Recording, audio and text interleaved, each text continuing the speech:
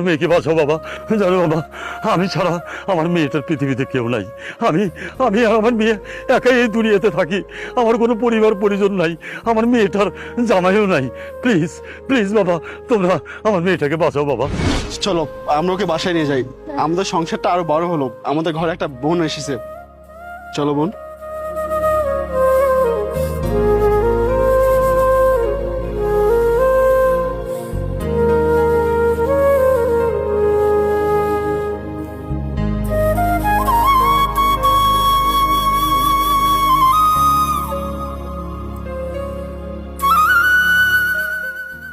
আল্লাহ তাআলা আমাদেরকে ওর মাধ্যমে আমাদের একটা অংশ দিয়ে দিয়েছেন। এখন যদি আমরা বাসায় নাও থাকি, তবুও মনে হয় এই বাসায় একটা মানুষ আছে, যে মানুষটা আমাদেরকে এত ভালো রাখে, আমাদের নিয়ে এত চিন্তা করে। সত্যি আল্লাহ তাআলা আমার মনের আশা পূরণ করেছেন।